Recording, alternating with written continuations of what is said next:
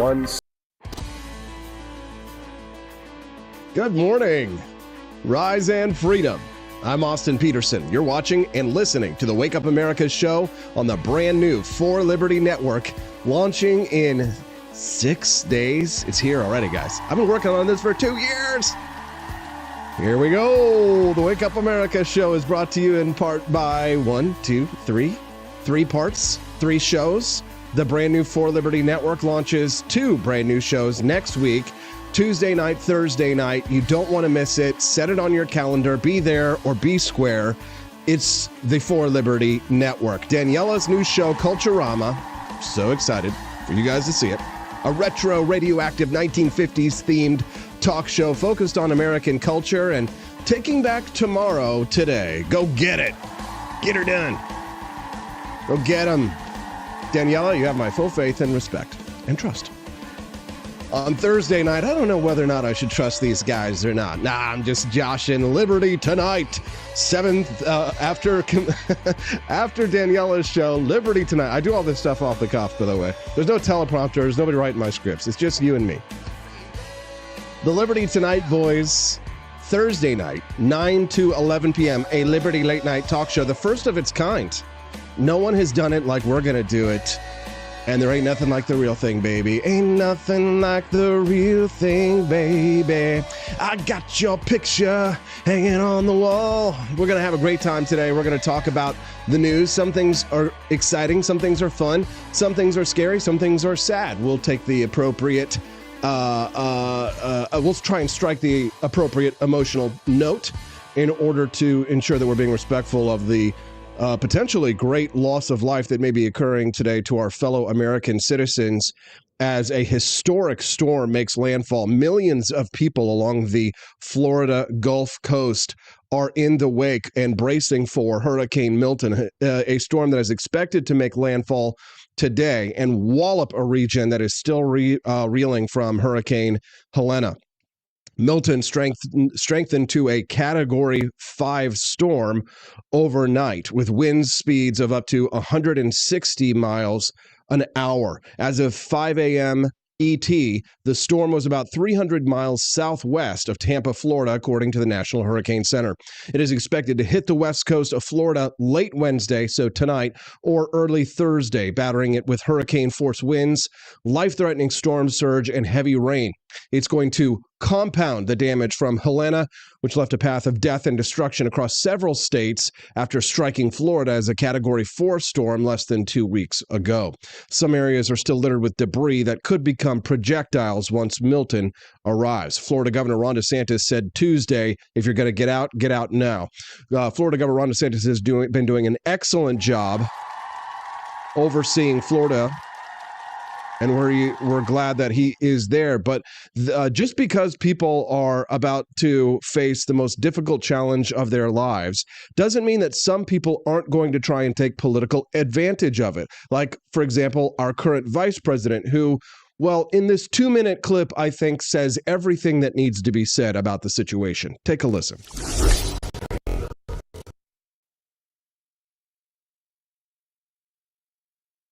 I know you can't hear it. I'll get the sound. Good, just a moment. People are in desperate need of support right now. And there it is. Hold on one second. I'll rewind it for you. There you go. You know, moments of crisis, if nothing else, should really be the moment that anyone who calls themselves a leader says they're going to put politics aside and put the people first. People are in desperate need of support right now, and playing political games with this moment in these crisis situations, these are the height of emergency situations, is just utterly irresponsible, and it is selfish, and it is about political gamesmanship instead of doing the job that you took an oath to do, which is to put the people first. And I've been in touch with both FEMA and the president, as well as marshaling all our state agencies and working to support our local communities. And so for Kamala Harris to try to say that my sole focus on the people of Florida is somehow selfish is delusional. She has no role in this. In fact, she's been vice president for 3.5 years. I've dealt with a number of storms under this administration. She has never contributed anything to any of these efforts. And so what I think is selfish Has she ever is her called trying to before? blunder into this. No. And here's Has the she ever thing. called before? She has no role. No, she has no role in this process. I'm in contact with the President of the United States. I'm in contact with FEMA director. I'm obviously managing all our state agencies. We're supporting all our local government. And I will say this. I've had storms under both President Trump and President Biden, and I've worked well with both of them. She's the first one who's trying to politicize the storm, and she's doing that just because of her campaign. She's trying to get some type of an edge. She knows she's doing poorly, and so she's playing these political games. I don't have time for political games. I've got people whose lives are on the line. I've got people whose homes and their possessions are on the line, and we are focused 100% on that mission. I'm not worried about playing her political games. And so she is being selfish by trying to blunder into this when we're working just fine. And Tyga says, AP looking ultra incendiary and locked in today. Yes. So long story short, in the last couple of weeks, in order to get prepared for the opening, I have kind of revolutionized my life and taken stock of everything that I have. If you want me to tell you the secret to the end of the show, just remind me about how I hired a new CEO for my business.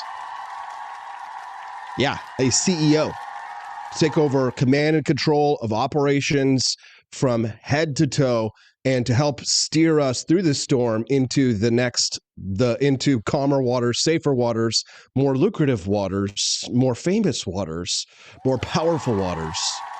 The For Liberty Network. A lot of books on tape these days while I'm mowing. Master and Commander. But remind me later to tell you the story about our new CEO who's part of the team. I think you guys will be excited to hear about how I did this and how I am building the next phase of the liberty movement here in the United States.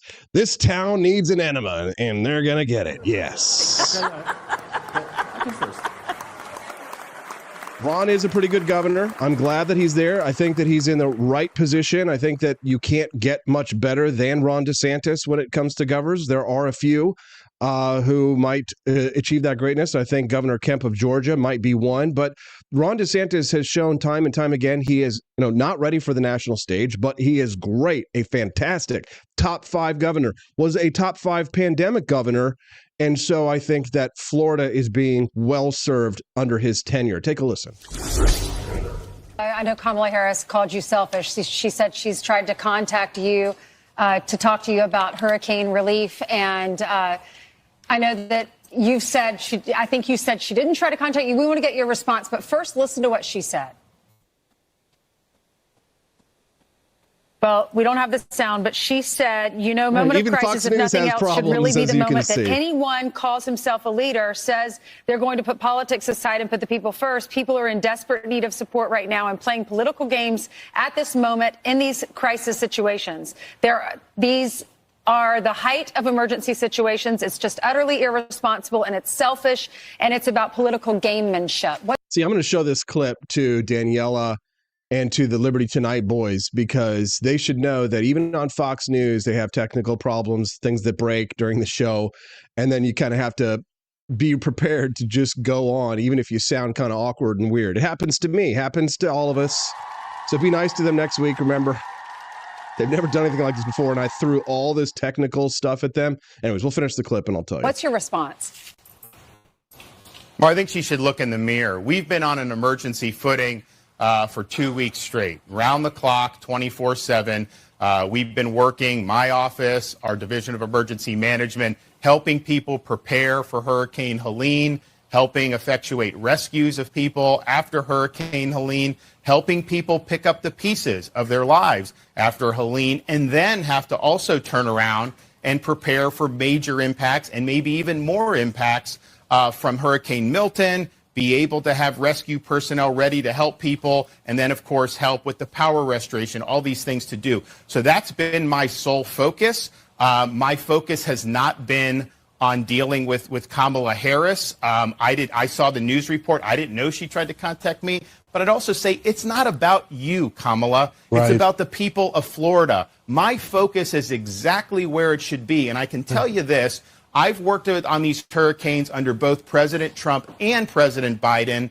Neither of them ever tried to politicize it. She has never called on any of the storms we've had since she's been vice president until apparently now. Why all of a sudden is she trying to parachute in and inject herself when she's never shown any interest in the past? We know it's because of politics. We know it's because of her campaign. I have zero time to entertain these political games. We're going to continue to do what we need to do to prepare and respond to what may be one of the most damaging storms in the history of the United States. So she says focusing on protecting your people is selfish. I think she ought to look in the mirror. And right now, Governor, just to conclude, you... DMG. Man, you don't get much better than that. You don't get much better than that. Did I misspeak about Kemp in Georgia? I thought he refused federal coronavirus guidelines. I see you guys are kind of like about Kemp. So correct me if I'm wrong on that one. You know, I could be misremembering. Good morning. It's the Wake Up America Show. I'm Austin Petersen. Click the like button. Support the For Liberty Network by helping us to unlock today's bonus content. Today's is about ghost guns, and I know you want to see that. So... Shut up, Kamala, or is it Kamala? We have a clip of Joe Biden talking about that later. If you'd like to see today's bonus content, our little 5-minute mini documentary, what I recommend you do is you click on the link that's underneath the shows in the description. The video over on Rumble, you can find the link to our Dark MAGA hat over at forlibertyshop.com. The Dark MAGA hat is your gateway to a different world, a better world, a greater America. Head to forlibertyshop.com. Unlock that bonus content. If we hit $60 by the end of the show, that will unlock today's bonus content, and you and I will have a great day. I will go home to my wife, make sweet, sweet love to her as the man of the house and the man that I am. Yes. Stephanie's like, get those donations in right now.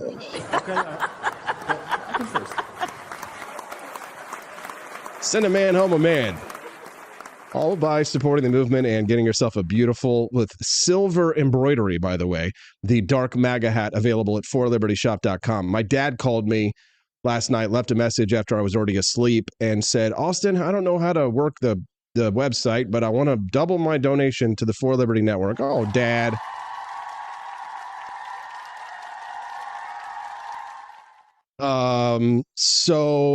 Thank you to my father, of course, John D. Petersen, who listens to the show and has supported me in every endeavor that I've ever tried, every cockamamie, harebrained scheme, some that worked, some that didn't. One time my car broke down when I was out in the woods in West Virginia, and thankfully a local friendly redneck took me to the local tow shop. My dad drove all the way from Missouri overnight to come and pick me and my car up on the back of his trailer. And then on the way home, I think that a wheel flew off his trailer that was carrying my vehicle. I mean, my dad he drove, I can't tell you how many times I moved from Missouri to New York City to Washington, D.C., back to New York, back to Washington, D.C., back to Missouri, to Springfield College, right? In Kansas City, around Kansas City, out to Jefferson City. My dad has been there every single move to help me move. He's just been 100%. And I will strive to be like my father. So he leaves this sweet voicemail last night saying, Austin, how do I do it? So I told my associate to come along and to give him a call this morning and help Dad out. So thanks, guys. Look, it's Liz. Those commercials that you're talking about, the ones that you're seeing there over on Rumble, those are Rumble's commercial, not mine. The ones that you watch on forlibertyshop.com, for forlibertyshop.com, the ones on my breaks, those are my commercials. I'm trying to stay on track this morning to follow the eye of the storm, but as Kamala Harris has gone out of her way to try to politicize the storm, The View is going out of their way to invite her on and to offer her an in-kind campaign contribution. Take a listen. 28 days to go until election. So we are thrilled that joining us right now for her very first talk show appearance and live TV interview appearance since accepting the Democratic presidential nomination. Please welcome back the next president of the United States. Her Highness, Your Majesty. You see, this is what pisses me off, is that Kamala comes out to this badass song. She sounds cool. They know how to set her up. And this is on The View. This is mainstream television. But when Trump comes out on his rally of where he was almost assassinated, you got Lee Greenwald, bless his heart, love Lee Greenwood, but you got Lee Greenwald going out there, and I'm proud to be an American. It's nice, and it's so slow. And I won't forget the man who died. It's like, come on. Like, Trump needs to come out there with Thunderstruck. Boom, boom, boom, boom, boom, boom. You know, or like, I'm back in black because I'm back in black. Right. And so he's come out and he's the crowds roar. Right. Instead, you got Trump coming out and it's just kind of like this, you know what I'm saying? It just doesn't work. Kamala's clowning us here. Music is powerful.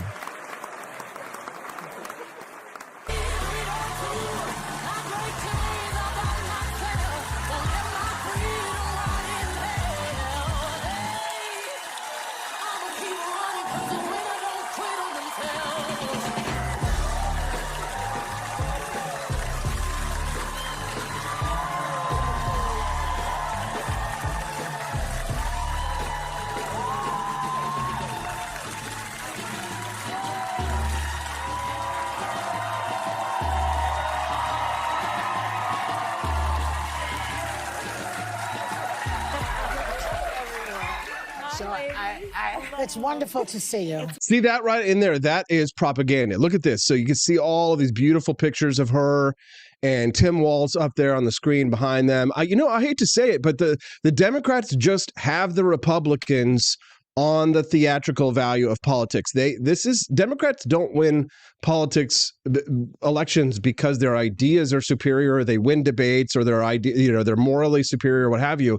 They just know how to put on a good show, for the love of God. And I hate to pull everything back into For Liberty Network, but the reality is that we need on the right people like me who are creative, who can display our content in ways that is just, people don't care what you say, they care how you say it. I mean, that is the number one in communications class. That is the first lesson that my teacher taught me. I'll never forget it in college, where she talked about, hold on.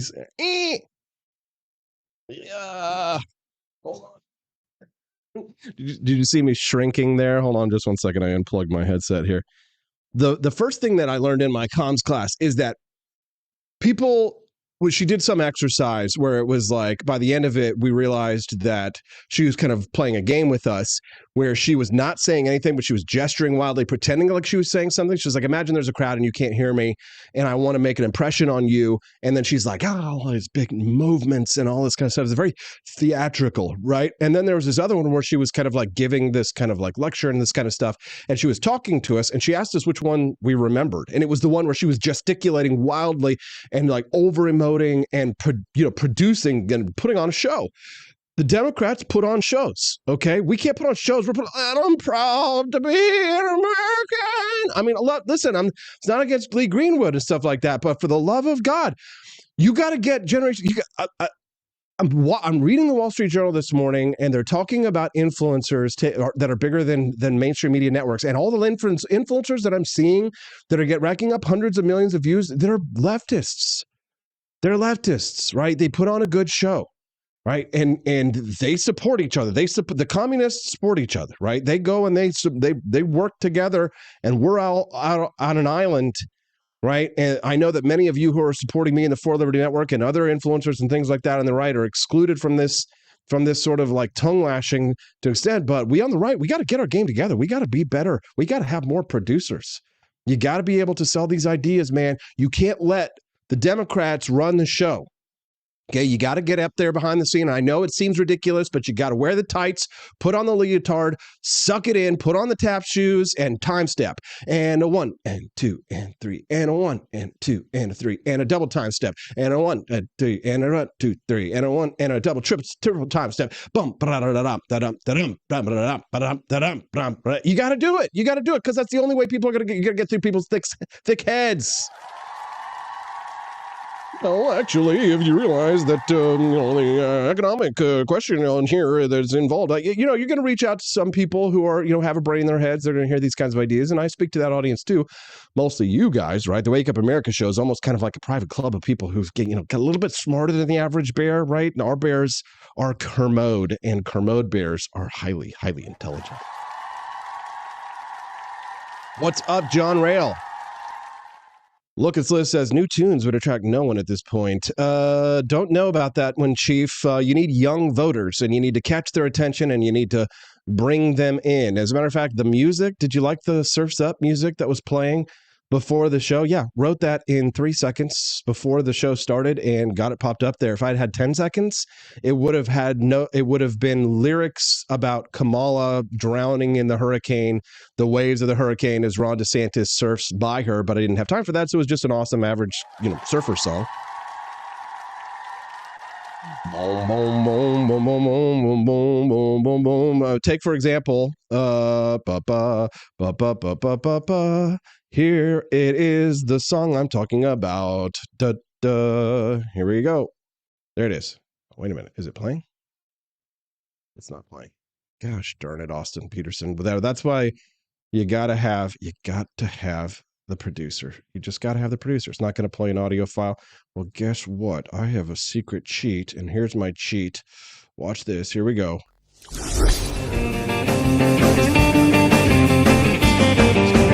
Riding on waves under the burning sun, beaches alive, together we are one. Port on the edge, thrill in the air, feel the ocean's rain, let's take it down. Surf's up, let's ride it, catch the air, feel the ocean's rain, let's do it one.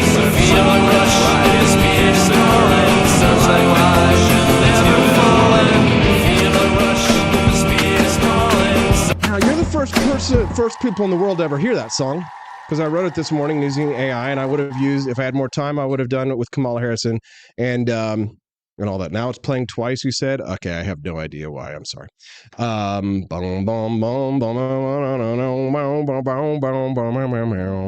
Right? So what are we doing here? Performing. We're putting on a show, right? This is what the Democrats know that Republicans eschew. Not all Republicans. There's a lot of good creative right-wingers, people like Tim Pool. I love this clip from Joe Biden where he is talking about the hurricanes. Take a listen to this. The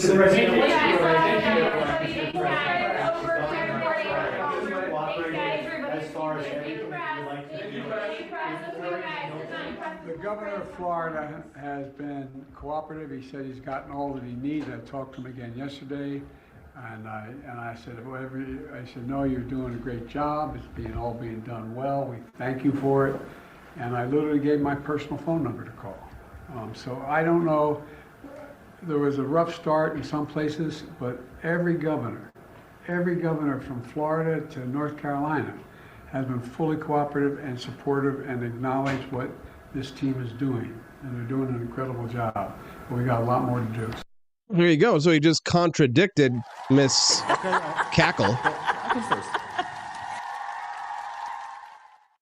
Contradicted Kamala, who was trying to attack Ron DeSantis for not caring about people enough because he didn't take her phone call. I thought that was actually pretty darn good there. Thanks, Joe. America is a nation that can be defined in a single word. I was going to excuse me. Kamala Harris continued on her interview on The View. Despite every attempt to put on a show for her to make her look good, she still sounds like this. Well, if anything, would you have done something differently than President Biden during the past 4 years? There is not a thing that comes to mind in terms of, and I've been a part of most of the decisions that have had impact. Whoa! There's your clip.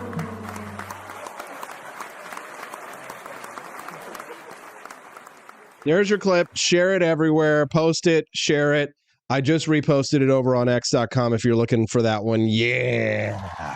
But if you'd like to send me a text, I know a lot of people ask me for the copies of the clips that we post. Sometimes later they send us a text at 573-319-1586. Again, the text line, if you'd like to weigh in. It's 573-319-1586. Judge Napolitano joins us live in 30 minutes. I want to ask him about Hillary Clinton's comments about the loss of control and about the state of the media.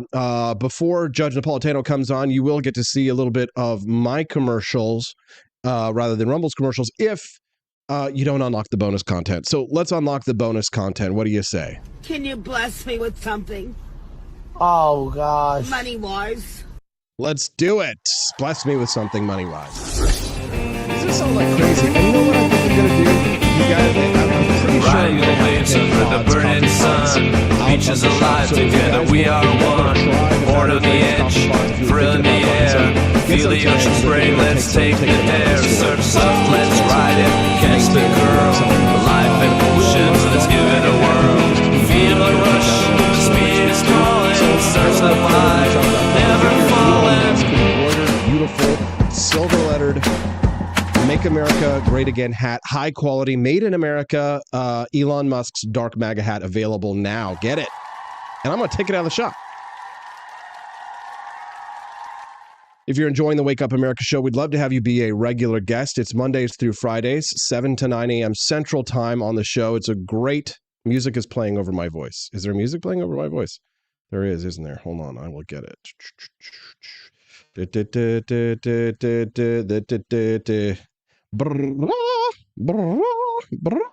I have to do this stuff on the fly. Just wait until Daniela and the boys next week have situations like this that are when they're live, and they're gonna be sweating so much. Like I usually by the end of a show I'm sweating, but they are gonna sweat so bad. There you go.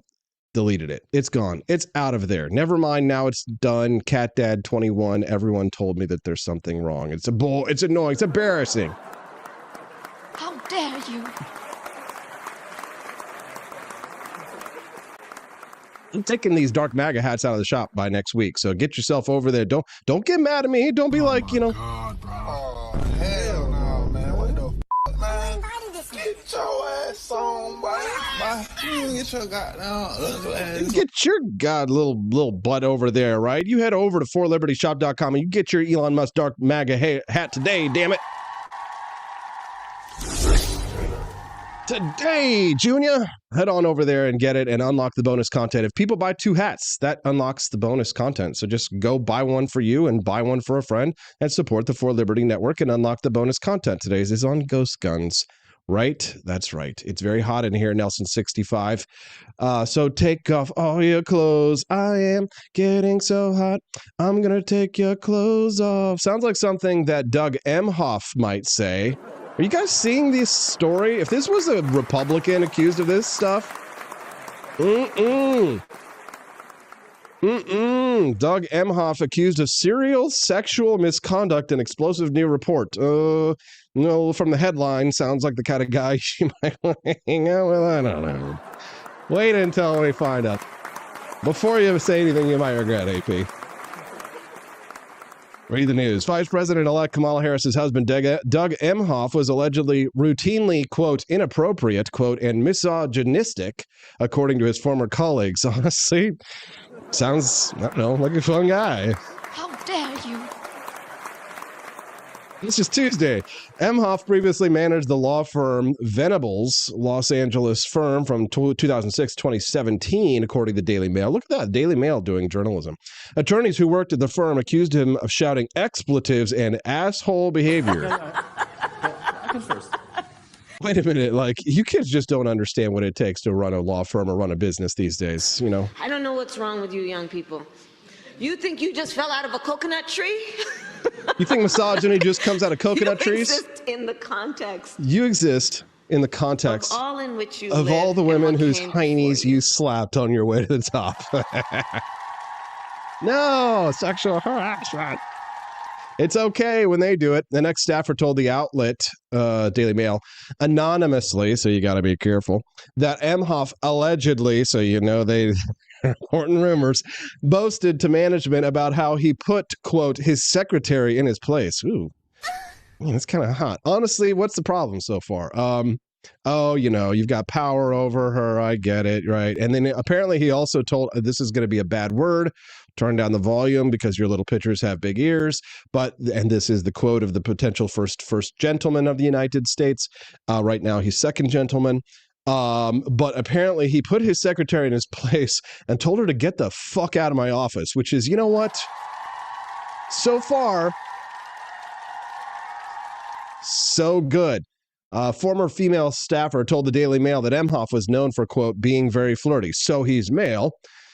He's a boss. He tells you to get the fuck out of his office, and then he flirts with you. Sounds like a guy from, I don't know, the 1980s, the kind of men that we used to be. Right? Remember when you used to be able to meet someone in the office, a colleague, like you would meet a secretary and then you would just marry her and have a bunch of kids, and now everything's just really weird, and now we can't even talk to each other, and like men are becoming incels and women are becoming like hateful hags who sleep with men that are 20 years younger than they are. Do not come. Do not come. I'm gonna come. Oh. No, you're not. That's the Democrats. Not anymore. No, you will not. You will never. You will never. But if you do, the baby will be trans. Another woman who worked at the firm said Emhoff hosted drink nights for men only. Based. Get the fuck out. I'm just quoting Doug Emhoff here. It's not my language. I'm not dropping the F-bomb. This is Doug Emhoff saying to his secretary, get the fuck out, right? So, but ladies, I mean, listen, we love you, but sometimes you got to get the fuck out, okay? Like, sometimes it's none of your goddamn business, okay? Sometimes you need to take your little noses, you need to stay the fuck out of the men's business. That's just what it is, right? That's what we're working towards these days, is that finally, you know, you ladies, you get all of your spots, you get The View, you get all of these places where men can't go and all this kind of stuff, you know, but every once in a while, we're going to have to say to you, ladies, just get the fuck out and shut the fuck up. We ain't talking to you, men, right? But you can do this. You can't do this if you're a Republican. If you're like me, then it's a hateful misogyny. But if you are Doug Emhoff, you can get away with it, and it's not a problem, right? Yes, but it sounds like some fucking commie gobbledygook. There we go. Quest Fanning says, take a letter, Maria, address it to my wife, say I won't be coming home, I gotta start a new life. What are you doing later? In the arms of another man. Thank you very much for that, Quest Fanning, and I appreciate the donation. I think you might be the only person helping me to unlock the bonus content today. Let's take a look and see where we're at in the live chat. That's right. Quest Fanning, $6 out of 60. Quest Fanning, only one who donated. Damn. Is something wrong with me? Am I doing something wrong? Tell me how I can improve if so.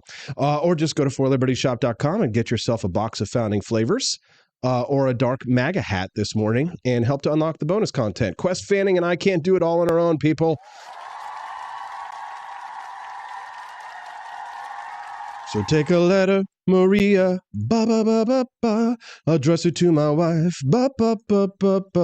say I won't be coming home, you gotta start a new life in the arms of another man. Will Scharf, my buddy, been on the show quite a bit, about the Doug Emhoff situation, says, these are serious allegations that, quote, if Emhoff were the spouse of a Republican, the mainstream media would be having a field day with, of course. He says, but none of the networks or major newspapers will touch this. No reporter will ask Kamala about it. Props to the Daily Mail for doing journalism. The Daily Mail, apparently he was very flirty with young ladies. He held men-only Friday night cocktail parties. He hired an unqualified part-time model as a legal secretary because she was young, attractive, and friendly with the powerful men in the office. If you can't start a business and hire young, beautiful women, you know what? I don't want to be in business anymore. I'm closing up shop around here if I can't hire beautiful women. Nelson65 donated $5. Thank you, Nelson.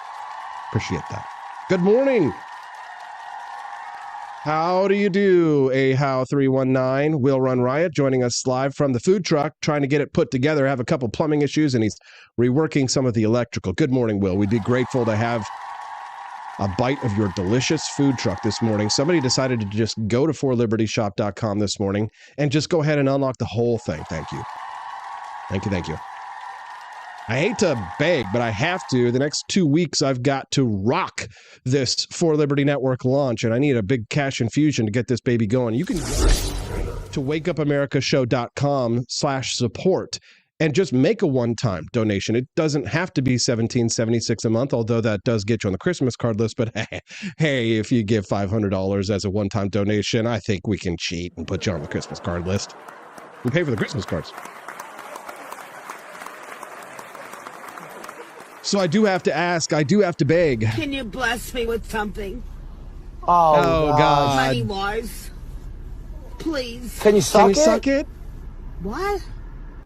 I can't suck it. All I can do is appeal to your good nature and to join people like Tony Martinez and Grizz Cheese and Quest Fanning and others as a monthly supporting member. Andy Opperman is a member of Benjamin's Brigade. Don't ask what it is. Just go look at it. WakeUpAmericaShow.com/support. Andy is a foundational, Andy's basically a founding father of the For Liberty Network. He's like Elbridge Gerry, or I won't say Rutledge because Rutledge was a slaveholder. You know what? I'll give him a really good one. I'll put Andy Opperman in the delegation. What state should we put him in? Because Missouri wasn't a state at the time. Andy, pick a state and a founding father, and that's you, brother. Thank you. So become a monthly supporter at WakeUpAmericaShow.com/support. Okay, we need a show on the Talmud, says Justin 1776 July 4th. What a great name. The American people, how the Jews love Jesus Christ, and the Goem. I have no idea what the Goem is. I've never heard of a Goem. Is that like a golem? Are you saying golem or goyim? Let me know. Next clip. Have we bashed Doug Emhoff enough? Well, if anything, would you have done something differently than President Biden during the past 4 years? Ooh, that's actually a good question. I got to give that to Sonny Austin. There is not a thing that comes to mind in terms of, and I've been a part of most of the decisions that have had impact. Well, if anything, dude, she gave her the rope to hang herself with, and I mean that is everything. So now the whole who's responsible for the economy, right here. This is mind in terms of, and I've been a part of most of the decisions that have had impact. There you go. Oh, you know what? I'm going to give Andy a great honor. We named our dog's middle name after this founding father. Our dog's name, our younger dog's name is George Morris Petersen. So Andy Opperman, I dub thee unforgiven. No, I forgive you, but it is George Morris. It is Morris, Governor Morris. There you go. I think he called himself governor by his name. Governor Morris.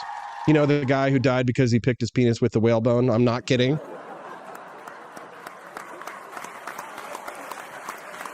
That's not why, though, Andy. That's not why.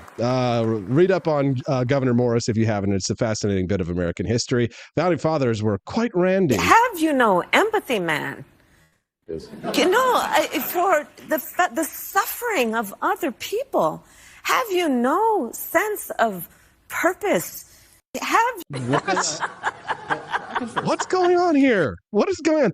Have you no decency, man? If you're going to do it, man, you got to really do it. Booyakasha. You got to really do the accent, man. You can't just sit there and be like, have you no decency, man? Come on, Kamala. You know, empathy, man.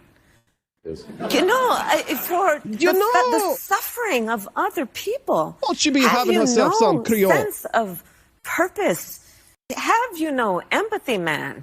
Have you no empathy? It's not empathy, man. It's, come on, Kamala. If we're going to do accents, let's do the accent. Have you no empathy, man? Teacher no do bad thing. Teacher no do bad thing. Teacher no go in the woods. No teacher make teacher do bad thing. No, you cast spells, teacher. You cast spells. No, teacher no do bad thing. You go in the woods and they dance, Lady Proctor.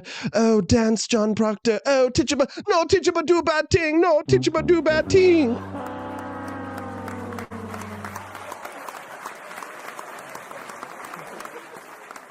Amanda House says, did you guys listen to her yesterday on Stern? Oh, girl. And I know you're a girl because I know who you is. Do you think I don't? You think I didn't have that clip ready to go? Here we go. What are these guys up to with mispronouncing your name? They act as if they can't say Kamala. It's not that complicated. Not going here, not a thing. Thank you. Thank you, Hal. It's just... What's going on? LW78, the Crucible reference. Latrell, you and me would be friends in real life. Really is going on there when they can't pronounce Kamala? Is it supposed to be an insult? Is it like Barack Hussein? Is it some sort of It's the same slur? old tired playbook, Howard. And I think most people are not going to be distracted by it. Pause. I'm distracted. Okay, so it's pronounced what now? Hold on. Now, there's a big problem here. So what are these guys up to with mispronouncing your name? What are these guys up to with mispronouncing your name? Kamala and I are focused on what Michigan is. You know how hard I have to work to get these two clips to play, then right next to each other, to get them ready in the morning? Good God, it's the Wake Up America show, and I'm kicking some ass here. Just start your morning right. Sweating. Well, as they say, the Goyim say, he's schwitzing like a hassa, right? From your lips to God's ears, Rabbi. I'm not doing accents today. Can you do a Jewish accent? Just don't be a schlemiel when you do it. Did you but no do a bad thing? And then can you do a Jamaican rabbi? Is there such a thing? Are there Jamaican rabbis? I'd be curious about that. Well, hell, it's America, and America is a nation that can be defined in a single word. I was going to put him. Excuse me. So what's with the accent? And why are people saying Kamala? Kamala and I are focused on what Michigan. Kamala and I. You got to know the Democrats are like every time he speaks. Shlemiel, Shlemazel, Hoff and Pepper Incorporated. We're gonna do it. Give us any plan, we'll take it. Give us any rule, we'll break it. We're gonna wake up America, doing it our way. Does it infuriate you too that, first of all, it's something drives me nuts with Obama's presidency. He had the opportunity to appoint someone to the Supreme Court. Mitch McConnell goes, F you, you're not appointing anyone to the Supreme Court, basically. You're the sitting president of the United States. The basic unfairness of that makes me insane. It makes me feel like America's going down the tubes.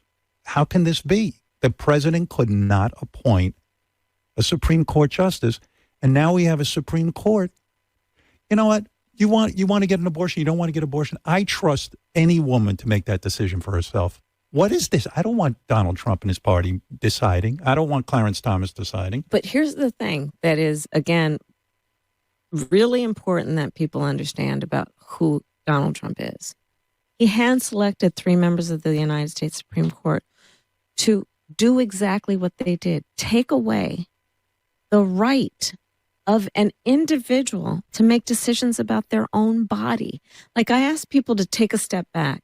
Let's just... Am I allowed to take anabolic steroids at will if I desire? This is my body. And if I want to juice up like Robert F. Kennedy Jr. and I want to get the good stuff, I want to get the real roids. Am I allowed to go and do that with my body, Kamala Harris? Are you? Oh, I can't? Oh, are you? Who's making decisions about someone else's body now, bitch? Think about it this way. Whatever your gender. Right. And it's not about abortion. You have basically now a system that says you as an individual do not have the right to make a decision about your own body. The government has the right to make that decision for you. It's just so funny because of how they will couch their arguments in libertarian terms, right? People always use, the tyrants will always use the language of liberty and twist it to accommodate their policy goals. This is what they do. It's our right over our own body, right? But there's no consistency in that. They don't apply that consistently at all in any way, shape, or form, right? Because it's all about just like going for power, Anyways, I just find this stuff to be fascinating. What do you think? Remember when The View liked Donald Trump and fist bumped him? And she likes me. She even put me in her movies. She put me in her movies, right? A long time ago. So how much should I judge? Nothing. Like they say in the It was a freebie. Donnie, I love you. I'm telling you. And they're trying to humanize him and change your idea about who this guy is. Don't fall for that. Trump. You're talking about. Talking about Trump. Yeah. See, these people, she is twisted, right? She's demented.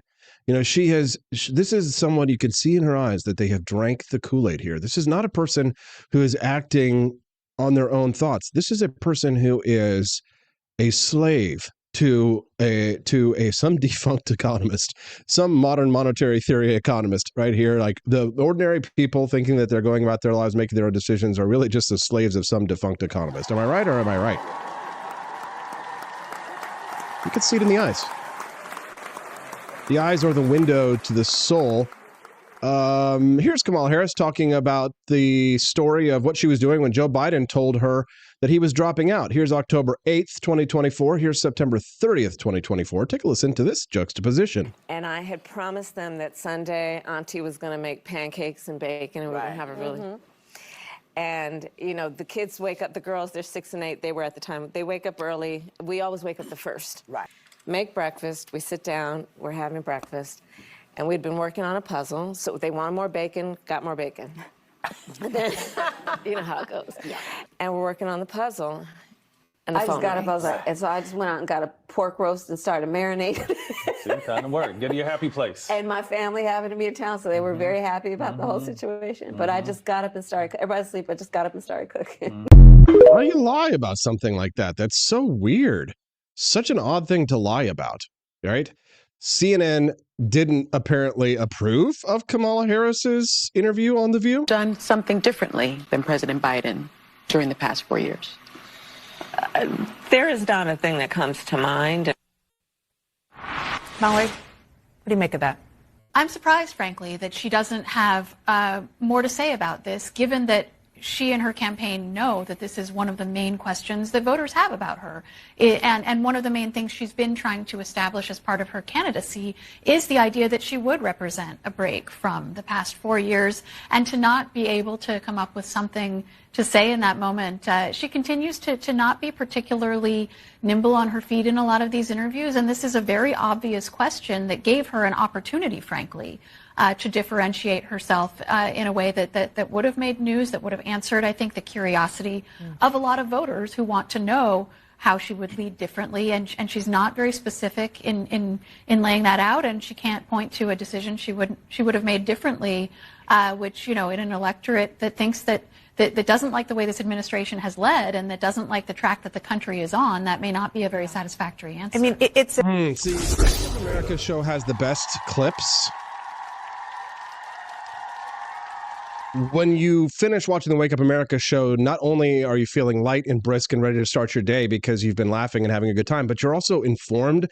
You don't have time to collate all of these clips. So when you watch the Wake Up America show, you're seeing and hearing everything that's happening in the show. And I squeeze it into a 2-hour format with these clips to ensure that you stay informed. It's zany but brainy. Speaking of brainy, the Wake Up America show's Judge Andrew Napolitano joining us live in less than 5. Thankfully, we've unlocked the bonus content, so you get to see that. Thank you, Andy Opperman. But I do recommend during the break that you head over to forlibertyshop.com and still do some shopping. I have to do more asks than usual to advertise the network because of the launch next week. I hope you will forgive me if it does seem as if I am beating a dead horse for those who listen in intently. Some people come in and listen to the show and then they leave.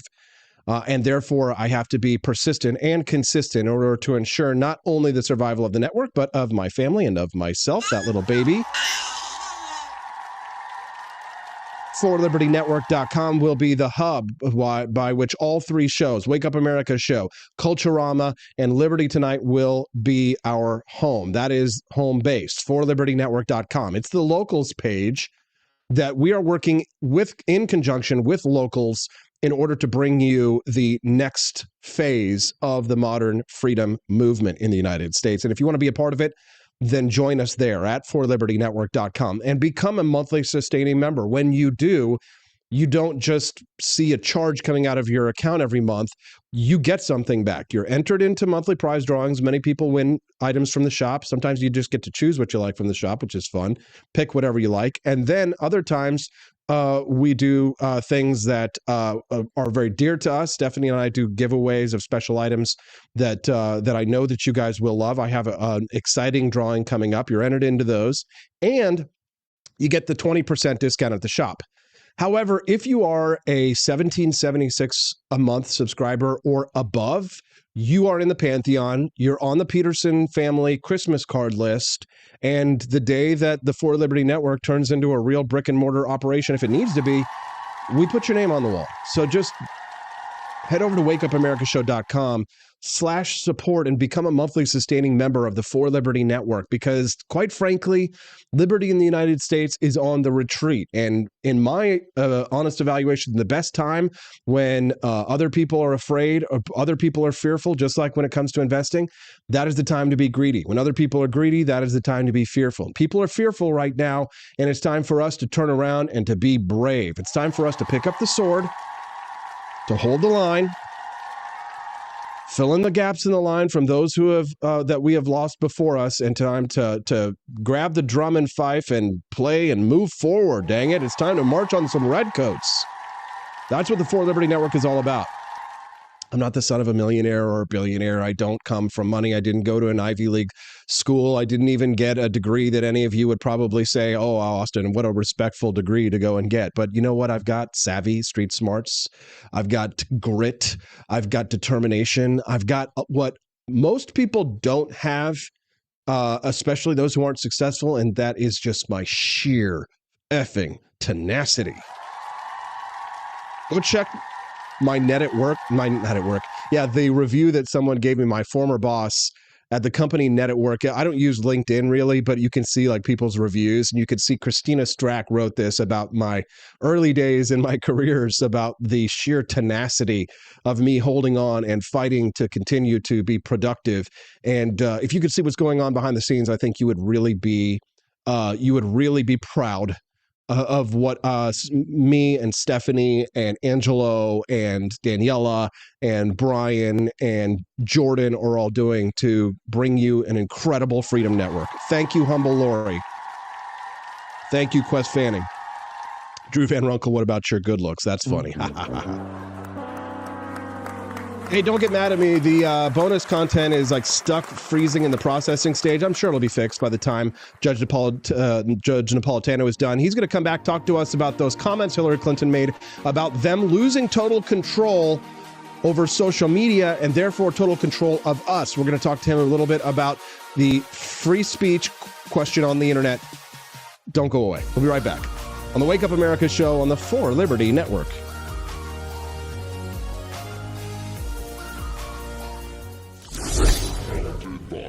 Prices and big government? Don't be a ghost of your former self this Halloween. We've got shirts that'll keep the ghouls and the government off your back. Inflation's scarier than any haunted house, but hey, why not turn it into a costume? Or how about our spooky government shirt? Guaranteed to spook anyone who's afraid of too much power. But if you're feeling real edgy, nothing says Halloween like our Michael Myers No Lives Matter shirt. Cause when it comes to big government, we all get slashed. At forlibertyshop.com, we believe in freedom, not fear. So grab your libertarian Halloween gear before the government takes an extra bite out of your wallet. Or your candy. forlibertyshop.com. Let's make Halloween tax-free.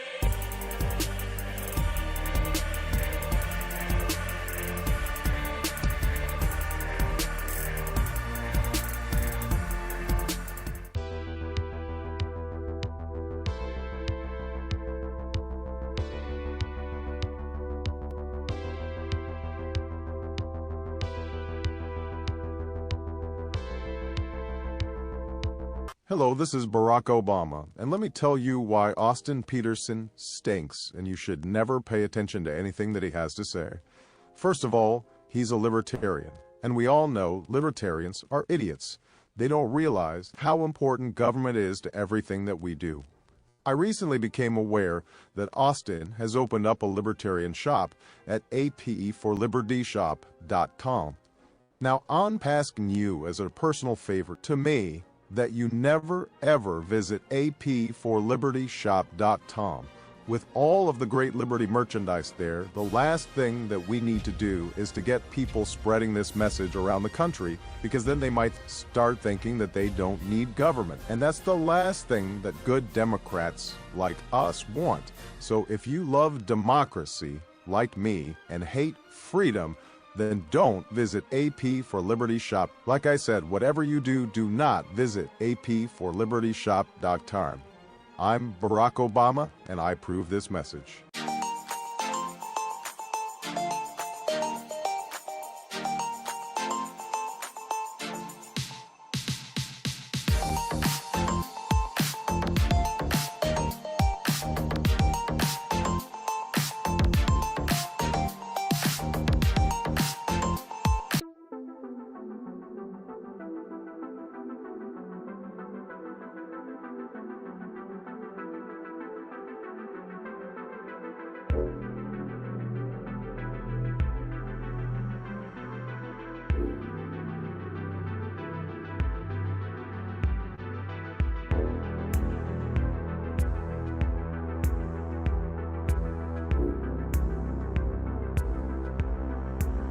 I would remind you that extremism in the defense of liberty is no vice.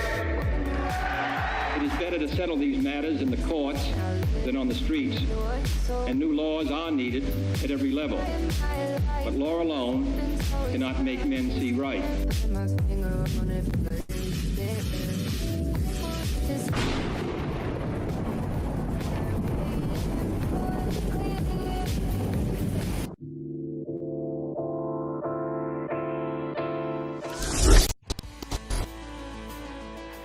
Good morning, Rise and Freedom. I'm Austin Petersen. You're watching and listening to the Wake Up America show on the For Liberty Network. The Wake Up America show is zany but brainy. And like I promised on Wednesdays, big brain time is when we talk about the issues that matter, but not just the policies, not just the politicians involved, but the ideas behind them. Great minds, remember, discuss ideas. One of the greatest minds I've ever had the pleasure to work with and to know and be friends with is my regular Wednesday at 8 a.m. Central Time guest here on the show.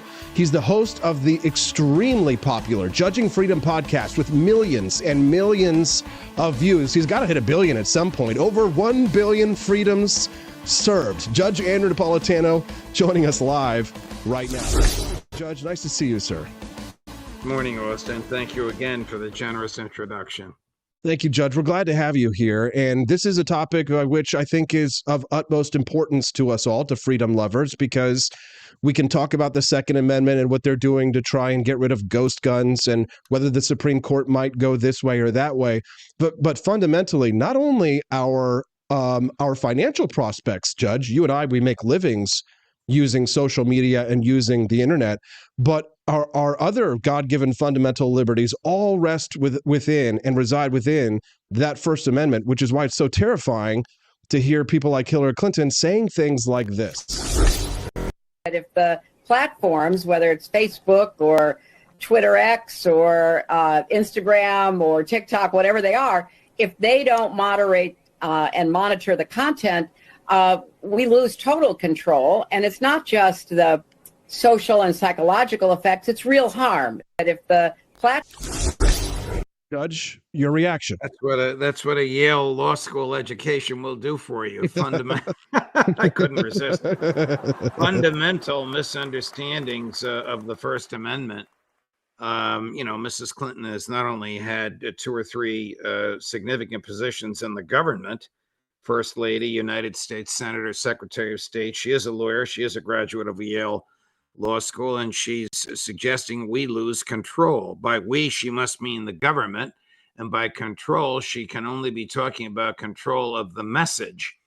So she, like John Kerry, and even to an extent Donald Trump, we can get into that in a minute if you want, are more interested in the feds putting their thumbs on the scale of free speech rather than protecting free speech. Mrs. Clinton, the whole purpose of the First Amendment, you know this, is to keep the government out of the business of evaluating the content of speech. We're not talking about a bullhorn at 3 a.m. in a residential neighborhood. We're talking about political speech. Who cares what the government thinks of it? The test of speech is its ability to be accepted in the marketplace of ideas, not accepted in the halls of government. Judge, if you could try and get into Mrs. Clinton's head to try and understand her perspective on this one, we can always take the most uncharitable view of what they're trying to say. But do you think that, is it just this banal form? Do you really think that they believe that there's a way to engineer people's thoughts and behaviors and actions, sort of like treating us like marionettes or puppets on a string? Do you think that she's really that naive that they could possibly control a message for 330 million some odd people? Or they couldn't possibly have that much hubris, could they? I can't get in her head, but if I were to look at their view from as charitable a way as I could, they believe that there's a class of ideas that are dangerous to their concept of American society. And their concept of American society is an egalitarian one, where the force of government is used to take from the haves and give to the have-nots. And because a class of speech, and that would be the speech that you and I and the people listening to us now and elsewhere engage in every day, is an impediment to their goals, they want to silence that speech. There's a dissent by Oliver Wendell Holmes in which he says something sarcastically, if you really believe that you are telling the truth, it is natural for you to want to silence those who disagree with you. His dissent was in favor of free speech. He was mocking the majority opinion when he said that. The majority opinion was one of those cases that upheld federal prosecutions for membership in the Communist Party or some sort of other innocuous thing at the time. But there are people who do believe that some speech is dangerous to a healthy society and therefore can be carved out. Now, that's about the best understanding I can muster for what they believe in. They don't believe in natural rights. They believe that freedom comes from the government. They think that the First Amendment is like a water spigot that the government can open in good times and close down in bad times. They would have been on Lincoln's side during the Civil War when he suspended the writ of habeas corpus and arrested 3,000 journalists, newspaper editors, and publishers in the North because he felt that their aggressive criticism of him was impeding the war effort. They would have supported Woodrow Wilson arresting Princeton students for reciting the Declaration of Independence outside of draft offices in Trenton, New Jersey, because it was discouraging people from registering for the draft. They would have gone along with all of that. Had they had their way throughout history, we'd all be speaking in British accents and worshiping Charles III.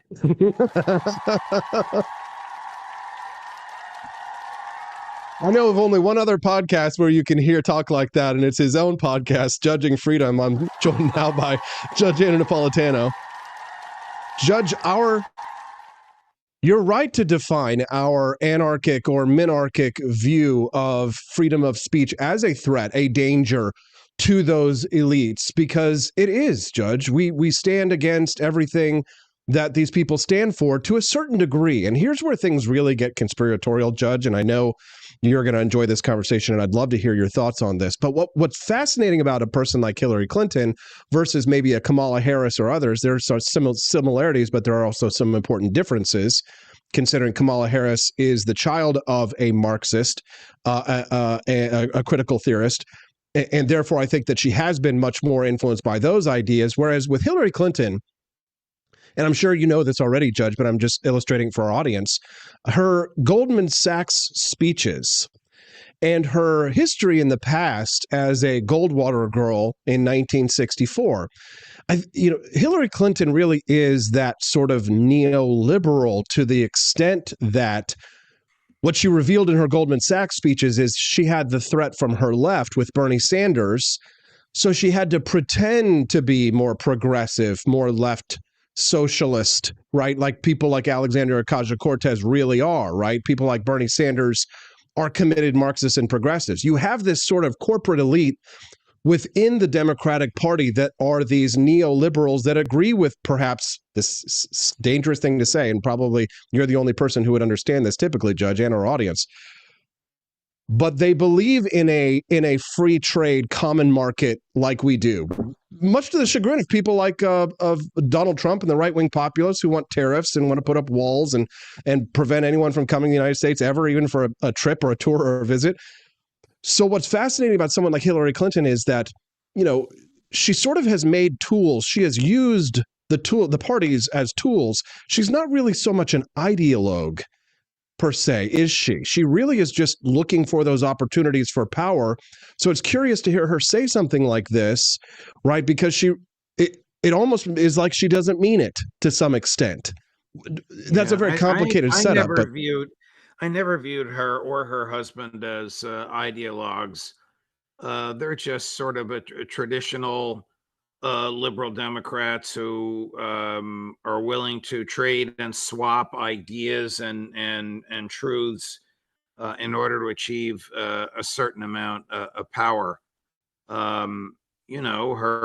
Her husband is arguably the cause of the war in Ukraine because of his extension of NATO eastward, but I don't think he did that for an ideological reason. I think he just wanted to be the person who expanded what he thought was a bulwark against the Soviet Union. And the same with her. She's not wedded to an ideology. She may very well want to be Secretary of State again, maybe against, but under President Harris. No, for sure, and that's a very shrewd analysis, Judge, and I appreciate that you can see things clearly for what they are. You operate on a level 10 out of 10 politics mindset, whereas some people who might just casually fling the word Marxist or communist at someone like Hillary doesn't know a true communist or a true Marxist. And so we thank you for your insight into that, Judge. When you talk about, and this has been one of your most famous phrases, that the government that the parties are two wings of the same bird, the left wing and the right wing, but in reality, they both want the same thing. I think what you're talking about there is that neoliberal agreement with the neoconservative movement who are holding on to power by a bare minimum, and with Trump as the only person able to depose them and to push them aside, the globalists aside. But in the situation with Hillary Clinton, she would reach across the aisle and work with a John McCain, for example, because they have so much more in common than they have with someone like yourself or myself. Hillary Clinton has more in common with John McCain than she has in common with Alexandria Ocasio-Cortez, for example, right? We are ideologues, you and I, right? I agree with you. Yeah.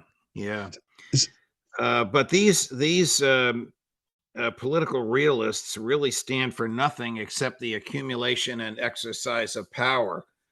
Look at what happened in Libya because of her. We saw, he died, and then she laughs, he, talking about Muammar Gaddafi.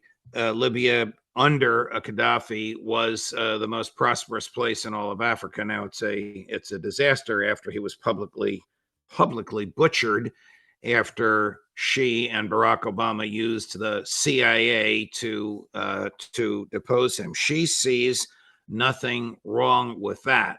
because it is an extension of American power, which she loves to exercise. Unfortunately, it didn't turn out the way she wanted it to. She claimed she thought she was bringing democracy to Libya. She brought disaster, destruction, death, and horror. Nothing like that seems to faze them.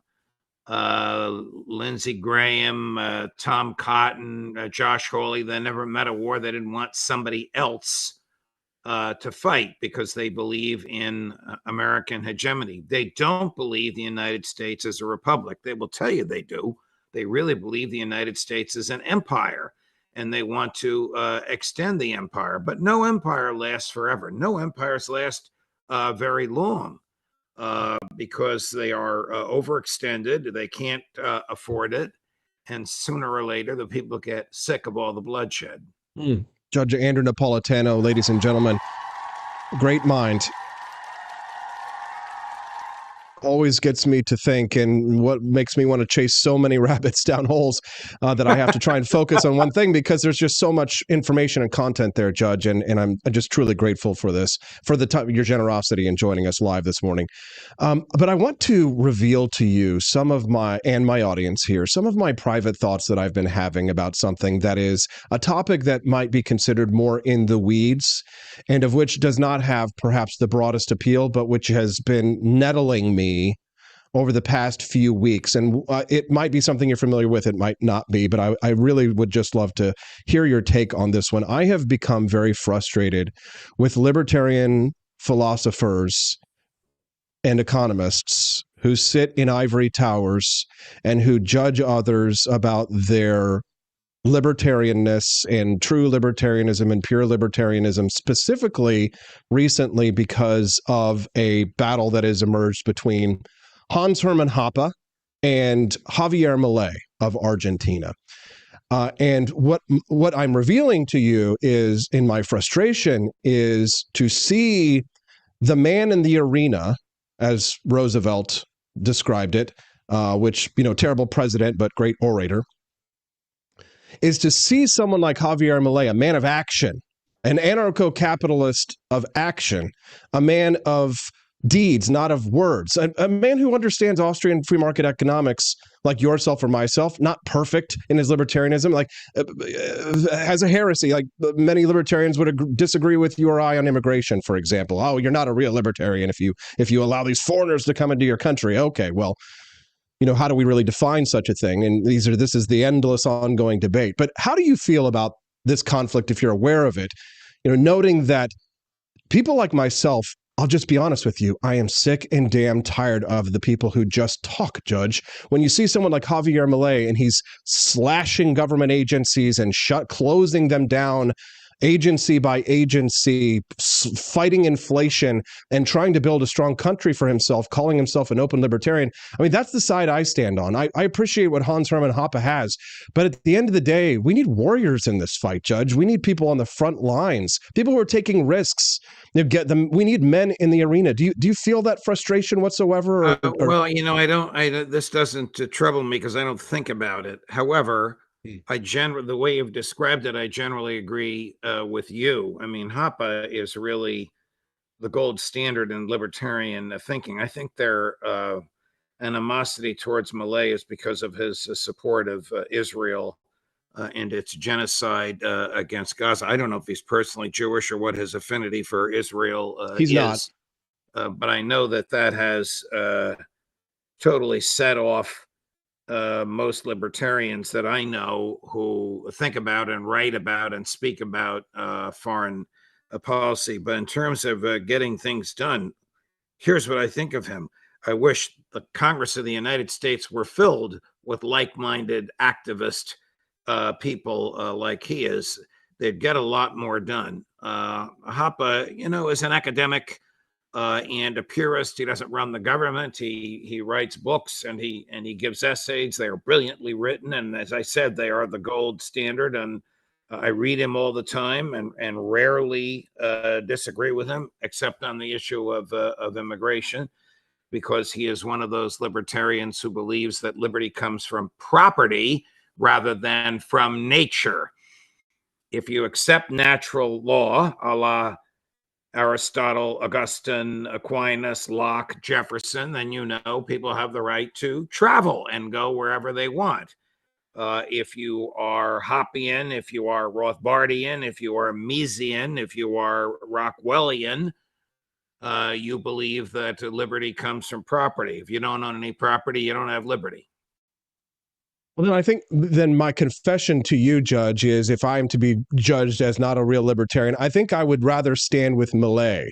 And while I would stand with you on immigration, I think I no longer agree with the Mises world's view of foreign policy. And despite the criticisms that you've leveled at the state of Israel, which being a state is absolutely legitimate to criticize, and certainly foreign policy can be a means of tyranny brought home. But I no longer, looking at the history of the United States and the interactions that the founding fathers had with the Tripolitan pirates all the way until today, that troublesome, meddlesome area of the world is one that causes us problems despite the problems that we initiate over there. Yeah, well, so I think there are libertarians split on this. There's the famous dispute between Hoppe and Walter Block, and this is really in the weeds, and Lou Rockwell and Walter Block, who heretofore has been the gold standard in libertarian thought. I used to joke when lecturing at Mises, no matter who's here, I am the most libertarian person in the room, except when Walter Block is here. Block is now championing Prime Minister Netanyahu. To me, there's no libertarian argument there whatsoever. But I don't want to get into that. No. But other I than like to say that life is a balance. I agree with Block on 95% of what he says. I'm not going to condemn him because of the 5% with which I disagree. Same thing with Hoppe. Same thing with Lou Rockwell. I love this, Judge, and these are the kinds of discussions you and I could have for hours, and over the finest glass of scotch I've ever tasted in my life that you gave to me at some diner in Columbus Circle, a dozen or so years ago. And I don't want to bore the audience, but I do want to know your inner thoughts on these things. You don't have to share them with me, of course. You can tell me whatever you like as your answer, but I find myself frustrated with the direction of the American libertarian movement. I think foreign policy is a major sticking point. I know that on the immigration question that there will be differences, but I think that a hyper focus on foreign policy has crippled the libertarian movement in large part because that overemphasis has led to a desire for purity on one of the most complicated topics and difficult to nail down topics that there is. So to try and put some kind of a pure... I think what's crippled the libertarian movement is the passage of time and Ron Paul's reaching, his late 80s. Mm-hmm. It really needs another Ron Paul who can crystallize people around him, whether running for office or whether holding office. Galileo once said, "Give me a place to stand and I'll move the world." The libertarian movement needs a leader with a place to stand. It's not Hoppe. It's not Rockwell. It's not Block. Yes, and Judge, I refuse to be bullied by these people. I refuse to be I refuse to be bullied by these nerds who have never gotten to a protest to save their life. How many times did you send me down to Occupy Wall Street, where I stood and looked in the faces of people who are real people who have real problems, and you have someone like Javier Milei out there solving these problems, and they're going to nitpick over some obscure foreign policy thing? Walter Block has a special interest. He's Jewish.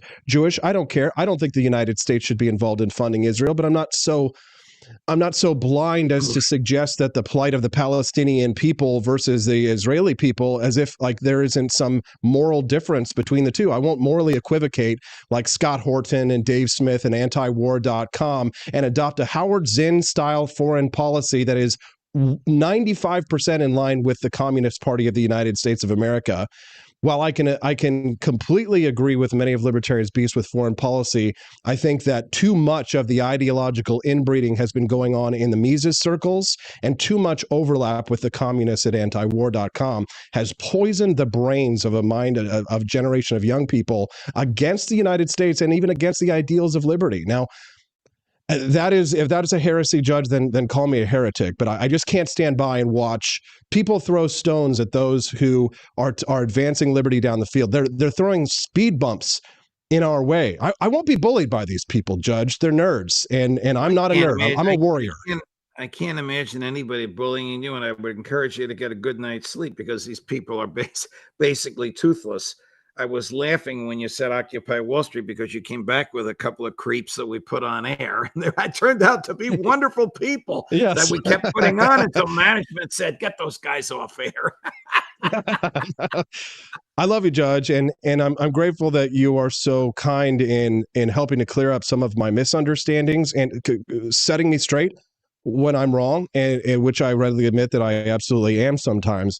And our ideological kinship will go, beyond the grave, for which people will listen to our conversations later. I think maybe they will appreciate them even more, after we're gone, like works of art. Judge, your wonderful show, Judging Freedom, has taken over the world. You advance a foreign policy world in conflict with the one that I'm talking about here, and it has brought you wealth, it has brought you fame and adoration and attention. And I think it deserves recognition. Your Judging Freedom podcast has taken the internet by storm. And as long as people like Hillary Clinton and John Kerry don't have their way, you'll be able to broadcast freely and use your free speech to make yourself wealthy and famous as you deserve to be, Judge. Will you please tell us who you have coming up on your show? Oh, I have the great Colonel Douglas McGregor on at 11 o'clock this morning Eastern. I have Ambassador Charles Freeman at 2 o'clock. I have Phil Giraldi, the CIA agent who told George W. Bush Saddam Hussein has no weapons of mass destruction, at 3, and the wonderful Canadian-American investigative journalist Aaron Mate at 4. So it's a good and fruitful day for me. Now, I'll listen to every word, Judge, and I am so grateful to you also for your weekly columns at judgenap.com, which come every Thursday, because I read them every week when you send them to me, especially a day ahead. I'm always so thankful for that privilege. What are we talking about this week at judgenap.com? We're talking about the government silencing people. When the feds got a subpoena for the contents of Donald Trump's X account, the subpoena was accompanied by an order, thou shalt not tell anyone. Now, the owner of X, of course, is Elon Musk, and learned about it immediately and wanted to tell Trump, hey, the feds have come calling. We just turned over the contents of your Twitter account going back to when you were the president of the United States. Or before we comply with this, do you want to know about it so you can challenge it in court? But Musk complied with the order of silence, challenged it in a federal court, lost, appealed that challenge in a federal appellate court, lost. And Monday, 2 days ago, Supreme Court of the United States declined to hear that appeal. It is inconceivable to me that the government can get an order telling you not to talk about what the government is doing. Inconceivable. I thought those days were gone when the Patriot Act was amended to allow you, when you receive a national security letter, that's a search warrant in which one FBI agent authorizes another FBI agent to search. It's a farce, but that's what the statute authorizes. It used to be a crime to tell anybody about it, including your lawyer. Congress changed that. So I thought this nonsense about silencing people was over. It's not. The only way we know about this, because Elon Musk had to file the challenges in secret. The Supreme Court doesn't permit secret filings. So the appeal from the appellate court to the Supreme Court was an open and public appeal. And on Monday, it was denied. Andrew Napolitano, host of the popular Judging Freedom podcast. You know, some of the founding fathers were judges. George Wythe, James Wilson, John Johnson. I think that in the future, if the freedom movement resurges and is successful, we'll have a name, Judge Andrew Napolitano, on our next Declaration of Independence. Thank you for your time, Judge. We appreciate you very much. Thank you, Austin. Love you. Have a nice week. Love you too. Have a nice week. It's difficult to have these kinds of conversations with Judge Andrew Napolitano because I know that he and I are beginning to not see eye to eye on certain things, foreign policy being one of them, the question of Israel, and I find myself standing apart from many American libertarians and receiving quite a bit of backlash for it. But if there is one thing that you need to know about me is that I will not be bossed and I will not be bullied by anyone, especially those nerds. Not the judge. Not that he's a nerd. Frickety, thank you for the $5 donation. Says, let this be the fertilizer to grow the seeds of liberty at the For Liberty Network. Now, that conversation was very inside baseball. So for those who were tuned out or who were just like, I don't get it, I do apologize. I try and make the Wake Up America show as open and available as possible, but I have been a political activist for 20 years, and I have burning, deep, ideological, philosophical, political, practical questions that I want to talk to the judge, and this is really the best time to do so, and I get to do so in public, and you get to hear our real thoughts on some of these matters. If liberty is of concern to you in the United States, then the names and faces, the people that we are talking about, the subjects we're talking about, especially involving those surrounding Javier Milei and Hans Hermann Hoppe, are big questions for us because we are at a turning point. And quite frankly, I am done throwing in with the people who do nothing but criticize and those who destroy. I'm ready for those who build. That's why I'm building the For Liberty Network. It's time that the American libertarian movement got a makeover. Dad Bod Baboon says, what about your brother? Didn't he bully you? Only until the point in which he could no longer physically overpower me, which didn't take very long because I was a badass young man. Yes, he did beat me up a little bit sometimes, but he was huge.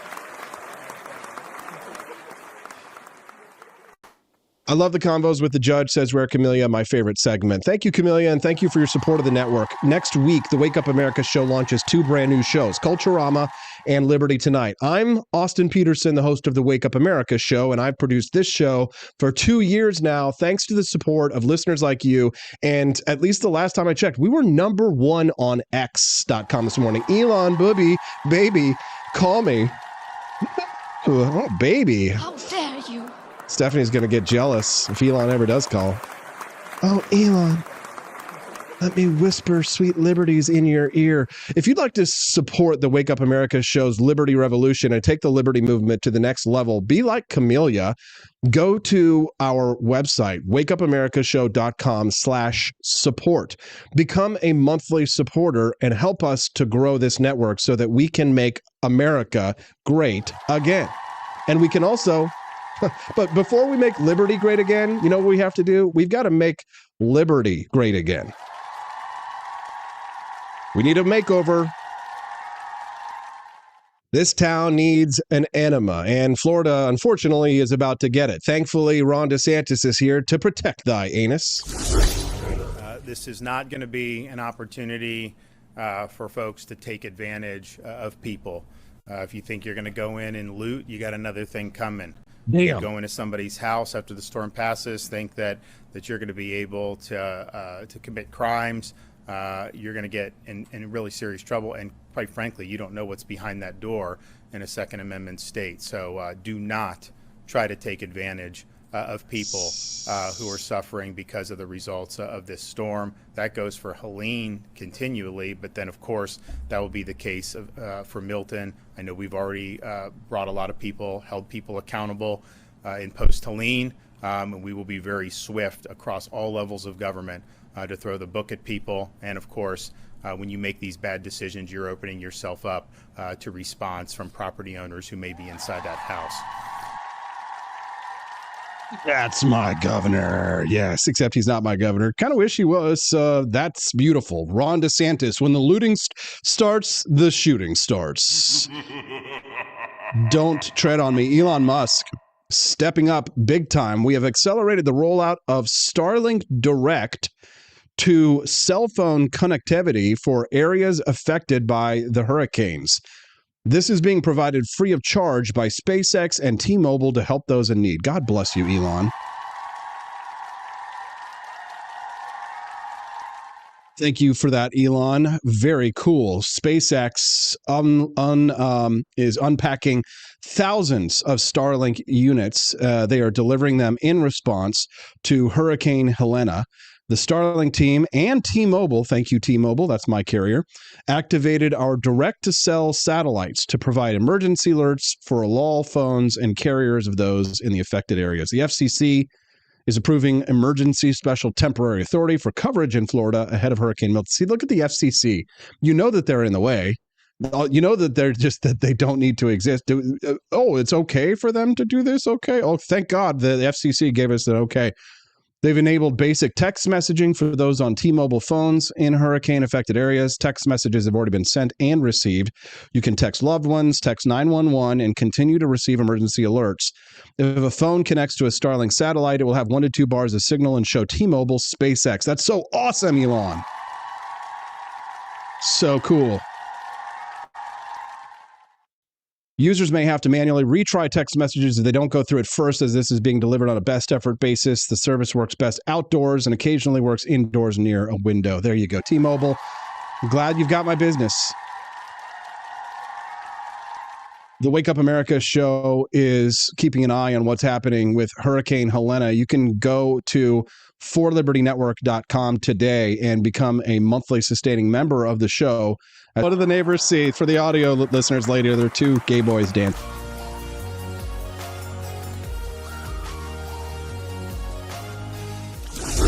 Good morning, everyone. Rise in freedom. I'm Austin Petersen. You're watching and listening to the Wake Up America show on the For Liberty Network. One of the reasons why you should support the For Liberty Network and our new cast of characters, our new shows coming next week is not so far away, but a couple of centuries ago, a great struggle unfolded. A time of turmoil where the force of freedom clashed against the oppressive grip of tyranny. This is the story of the Founding Fathers. Today's Wake Up America show bonus content. Today's content considers how most Supreme Court justices seem inclined to uphold the ATF's new restrictions on homemade firearms. The Supreme Court recently deliberated on whether the Biden administration's new restrictions on homemade firearms, known as ghost guns, align with the Gun Control Act of 1968. This consideration follows a similar case involving the Trump administration's bump stock ban, which the court rejected last June. The primary issue is not whether the rule breaches the Second Amendment, but rather if it surpasses the authority granted to the Bureau of Alcohol, Tobacco, Firearms, and Explosives, ATF, by Congress. Most justices appear inclined to support the new regulations, which the ATF began enforcing in August 2023. The rule targets ghost guns, kits that can be assembled into firearms without serial numbers, background checks, or federal licenses. These kits are now subjected to the same requirements as fully manufactured firearms under the new regulation. Solicitor General Elizabeth Prelogar defended the rule, arguing it's crucial to limit untraceable guns that appeal to individuals who cannot legally purchase firearms or intend to use them in crimes. She highlighted the rising criminal activity involving ghost guns. While the policy rationale is clear, the legal question remains whether the ATF possesses the statutory authority to impose such a ban. Congress might have the capability to regulate these kits, but it isn't evident that the ATF can do so without new legislation. The crux of the matter lies in the definition of firearm under the GCA, which includes weapons and their frames or receivers. However, the law does not explicitly define frame or receiver, leading to differing interpretations. Prelogar argued that kits readily convertible to firearms should be considered as covered firearms. Yet, some justices, like Samuel Alito, questioned this interpretation through analogies, comparing it to calling unassembled ingredients a completed dish. Justice Amy Coney Barrett introduced another analogy, questioning if a turkey chili kit is indeed turkey chili. Prelogar agreed in this context, suggesting that if a kit is marketed and designed to produce a firearm, it should be recognized as such. Prelogar defended the ATF's view, arguing that kits designed for assembly into firearms have no other conceivable use, unlike other items with multiple uses. This interpretation aims to prevent misuse by those intending to commit crimes. The ATF's expanded definition of frame or receiver now includes items that can be readily converted, raising questions about what counts as readily converted. Prelogar suggested it involves a novice quickly assembling a kit into a functional weapon. Former ATF officials argue that assembling a firearm from these kits is complex, requiring special skills and tools beyond the average person's capacity. This complexity challenges the notion of readily convertible. The ATF rule also defines a product as a frame or receiver if minor modifications like drilling a few holes can make it functional. This interpretation has sparked debate over whether it aligns with statutory language. Petersen, representing gun rights groups, argued that the ATF has overstepped by expanding definitions beyond the statute's wording. He emphasized that previous interpretations did not consider unfinished frames or receivers as firearms. Justice Barrett raised concerns that the rule could criminalize lawful AR-15 owners, as their receivers could be readily converted into more regulated machine gun receivers, a point Prelogar refuted as a misunderstanding of statutory references. Prelogar maintained that recognizing unfinished parts as components of weapons fits within common understanding, likening it to recognizing a bicycle missing parts. Petersen suggested reverting to a critical machining test, though some justices found it subjective. Throughout the hearing, Petersen faced more resistance from the justices than Prelogar. Questions about the purpose of selling incomplete receivers and the potential for unintended criminalization highlighted the complexities of the case.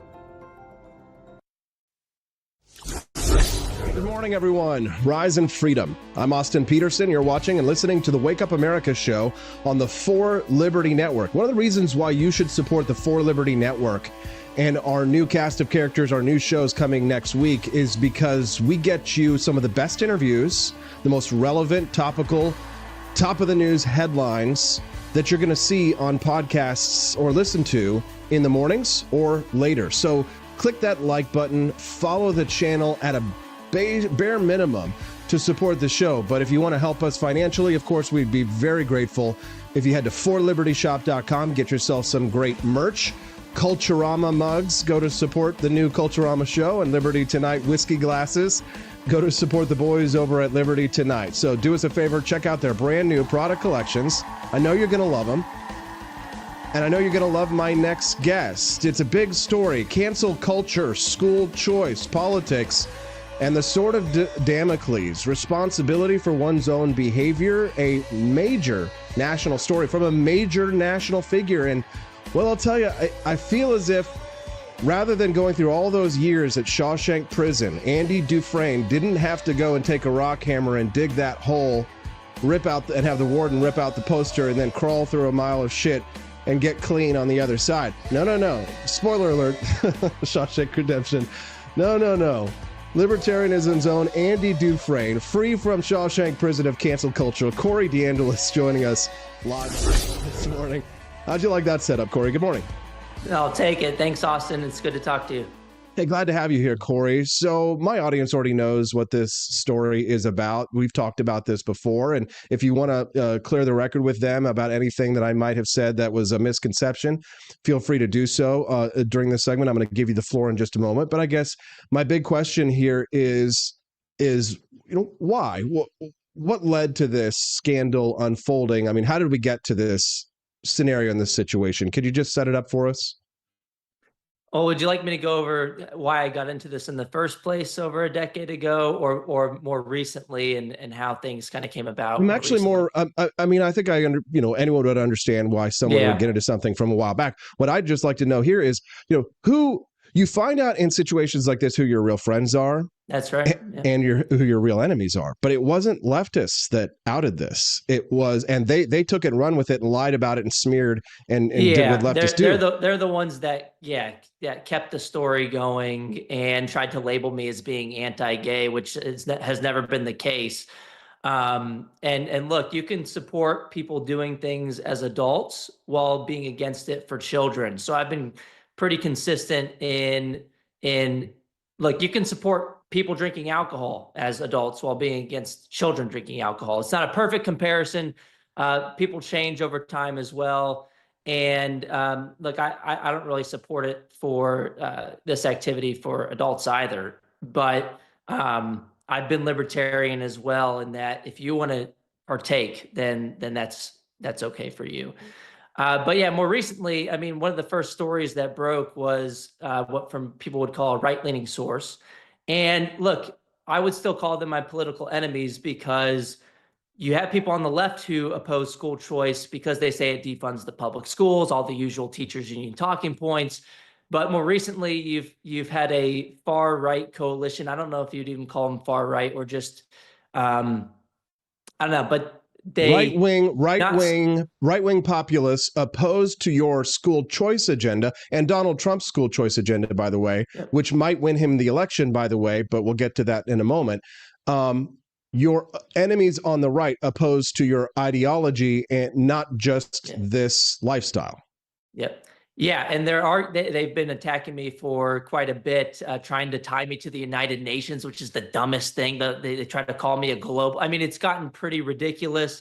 And so they began digging up stuff on me. I think that's where it really started. Could have also been Randy Weingarten, who knows, that fed it to them. She actually tweeted about this at her annual convention this past year. The American Federation of Teachers, they're the biggest teachers union. She's a lady that closed the schools by lobbying the CDC to do so. She had on the screen behind her 3 people as her primary enemies. It was Betsy DeVos, Chris Rufo, and myself, basically putting a target on my head. But the argument you'll hear from the quote unquote right is they'll say, well, with government shekels comes government shackles. I understand that argument. I'm a libertarian. I got into this as an anti-government type. Look, I don't want families stuck in residentially assigned government-run institutions. At least give people an escape hatch to be able to make that cost-benefit decision to take their money somewhere else. No one's forced to take the funding. And look, if anything, the government can already regulate private and home education. At least we're giving families a choice. And politics is all about organized interest pushing for what they want. You give people a choice, you get more people benefiting from private and home education, a broader coalition to fight back against those regulations. That's a totally separate conversation that we could dig into deeper at another time. But no, we're fighting these people here in Missouri, Corey. It's been a struggle here. I kind of call them the retard right. Many of them are the economically illiterate right, but some of them just come out right out and tell me, Corey, that what they do not want is for tax dollars that are taken from black parents to be allowed to take black children and follow the child to a school where they might be unwanted or unwelcome just for the simple fact of their genetics. So I do hear those things, right? They don't want certain demographics, or they don't want walking stereotypes walking on into their front door of their schools. And that's what school choice would allow. It would allow these undesirables to make their way into other education systems, when some people would prefer that they be cordoned off into their urban ghettos and prevent them from branching out and going out and getting a better education out in the community elsewhere, where they might prefer to keep it a little bit more homogenous. Have you been aware of that dynamic, Corey? Yeah, that's more of a private argument that some will say. But look, the private schools do get to keep their admission standards. You can't discriminate on the basis of race. That's against federal law, whether they have a voucher program or not. And if anything, this is ironic, because the argument that you hear from the other side, the teachers unions, the vast majority of the people arguing against school choice, is they'll argue that it actually leads to segregation because people can choose their schools. Well, the government schools are already segregated. And if anything, a long time ago in the 1950s in Virginia, the Virginia Education Association actually locked arms, the teachers unions, with staunch segregationists and opposed vouchers because they knew that they would lead to racial integration. So it really complicates the leftist narrative that school choice somehow segregates by giving people voluntary abilities to decide what type of school they go to. Segregation is government force. People choosing freely what they're doing is in no way comparable to segregation. But Austin, I do want to say, with these past couple of weeks, look, it was a dark time at first, but you're right. You find out who your friends are. People were messaging me privately, calling me. I had a lot of phone calls. A lot of people in support of me telling me that this storm too shall pass, and they were right. So if I have any kind of recommendations or advice, if you're going through something like this, if it may be hard in the moment, you may feel like your world is falling apart right before your eyes. If you can get through it, if you can truck through it and survive, you're gonna be okay. Especially if you've built a lot of goodwill around your brand in recent years. If you've built a lot of connections of people who know you're a good person, you're going to get through it. And as I've noticed over the past couple of weeks, the people using this against me have been people who hated me already. It's not like these are school choice evangelists themselves that are saying, oh no, we can't associate with Corey DeAngelis anymore. And I think you tweeted out, Austin, this has been the quickest turnaround in cancellation history. And Chris Rufo, 2 days after I was able to go public, there was first an outpouring of public support. It was great from our side.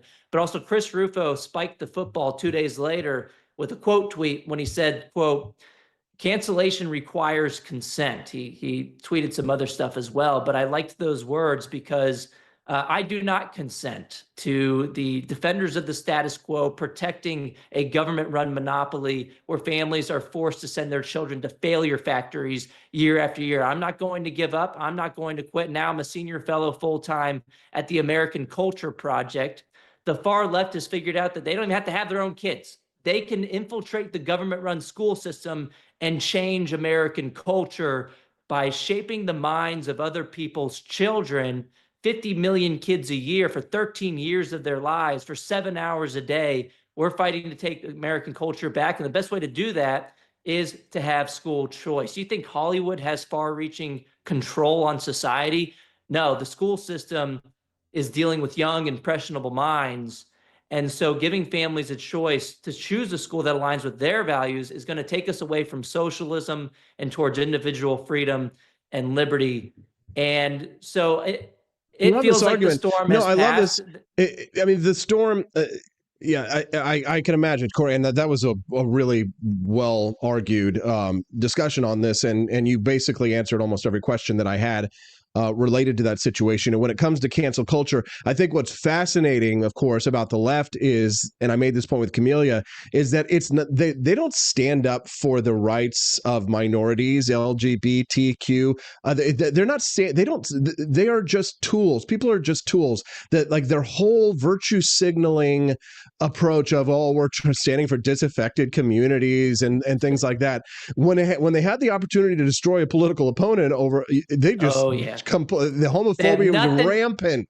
Nothing better to do. And look, if their side politically came out with this kind of material, they would have celebrated it. They would have put it in schools. Cheering. They would have said, oh, put this in school. It's insane. I mean, and so they're the hypocrites for trying to label me with that term.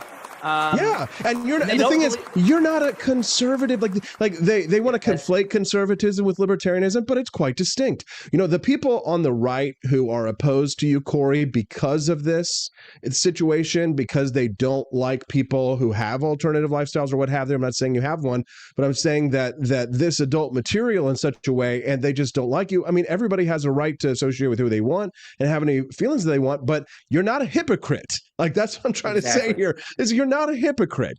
And the left's conflation, I mean, it's a conflagration of evil, right? When left and right agree, typically it's usually because on some great evil.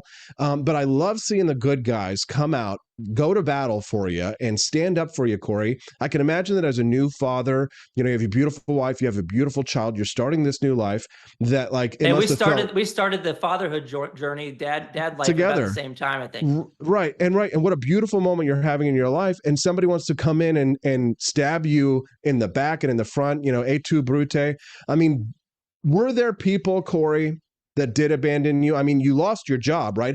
Tell me about the job loss and then work your way over to the new job. But talk to me specifically why they did cancel you. I mean, there were gigs. You were supposed to go speak with the governor of Texas on a tour. That needs to come back. You know, Greg Abbott, no reason why he couldn't do that. You guys couldn't do that. If you want to see the rest of that interview, you'll have to catch it over on our YouTube or Rumble pages. I'm uploading those right now so you can see the rest of the interview that I did yesterday with Corey DeAngelis. But before we go, I just want to make sure, guys, that we understand the gravity of what we are about to embark. We are about to embark on the Great Crusade. The soldiers, sailors, airmen of the For Liberty Network, we are embarked on the Great Crusade to grow a new liberty network, to spread the ideas of liberty here in the United States, to turn this ship around away from tyranny and towards freedom. Can I get an amen? Can I get an amen? I got more accents than Kamala Harris here on the Wake Up America show. If you want to support the For Liberty Network, let me just tell it to you straight, okay? Here's the deal. Here's the numbers.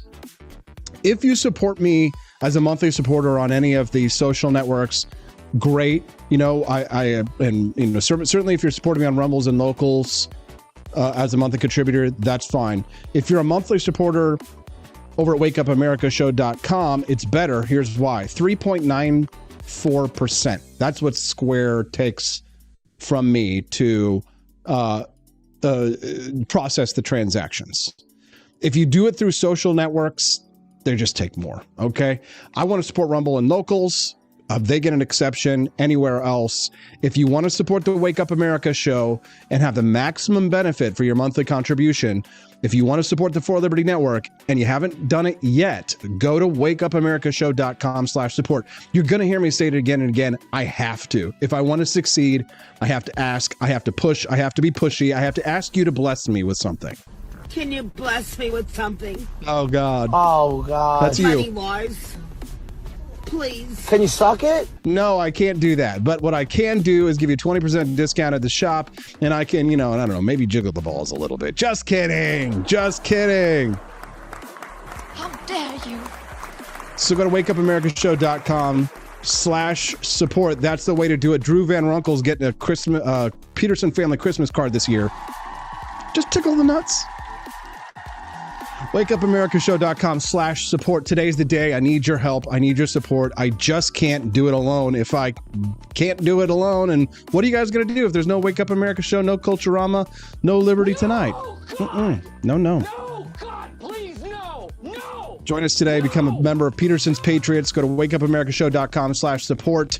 Help us to grow the Wake Up America show. We appreciate you guys very much. Thanks. Hope you enjoy the content today, and we'll see you guys here tomorrow.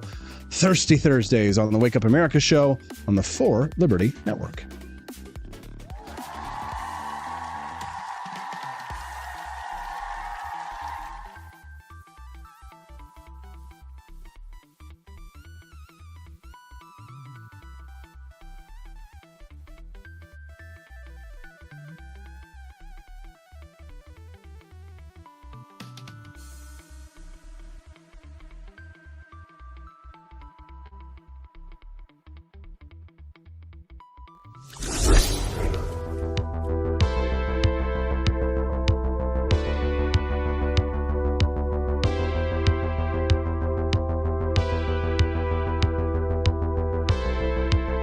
Are you tired of the strange radioactive effects of leftist culture? Do you ever wonder what happened to good old-fashioned American values? Well, fear no more, because there's a new force fighting back against the cultural rot of today.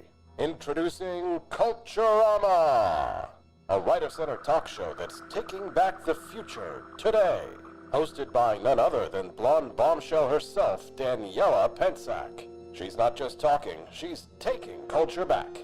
With sharp takes, brilliant guests, and a few surprises along the way. Tune in to the live video podcast twice a week, because the future doesn't have to be weird. It can be Culturama. If there wasn't going to be somebody who was a fiery champion of liberty, somebody who would get out there and who would be aggressive, and if they wouldn't do it with more fire or passion than I had, then I would go and I would fight this battle for us. I've fought for the principles that we all share. Parties tend to be secondary to me. We're here because we believe in the principles of liberty. I am not a perfect messenger, but I think I'm a damn good one. This is a replica of our first president's flintlock pistol. You have my full support, my respect, and my gun.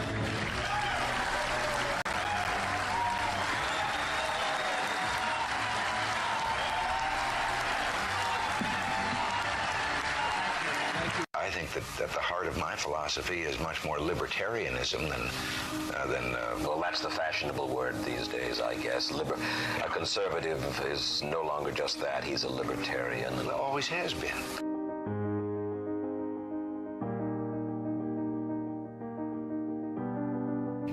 Yet any time you and I question the schemes of the do-gooders, we're denounced as being against their humanitarian goals. They say we're always against things, we're never for anything.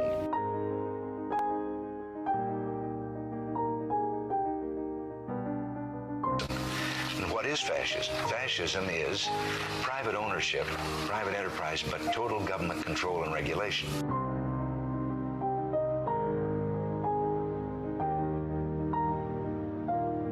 Well, the trouble with our liberal friends is not that they're ignorant. It's just that they know so much that isn't so.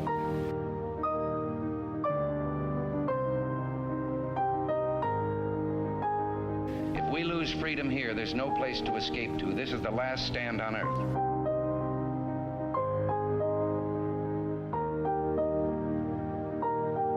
This is the issue of this election. Whether we believe in our capacity for self-government or whether we abandon the American Revolution and confess that a little intellectual elite in a far distant capital can plan our lives for us better than we can plan them ourselves.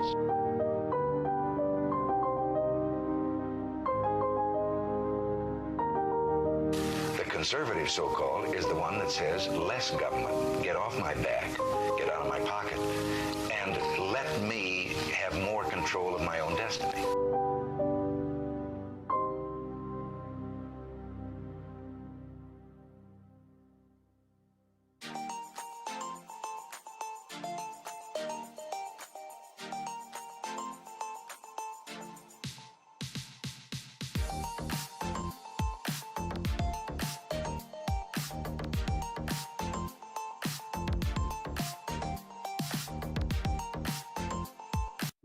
Do you hate the deep state? Do you reject the Antichrist in all his ways? Do you believe that aliens controlled LBJ to assassinate John F. Kennedy? Did you know that the shot can put chemicals in you that will make you more sensitive to 5G? Do you love America? Do you want more freedom? Do you like smoking hot red-headed libertarians? Then the AP for Liberty shop is for you! Check out all the awesome new merch and have a happy new year! Fight the deep state, reject the Antichrist. Visit AP for Liberty shop and get your patriotic merchandise now, or the deep state wins.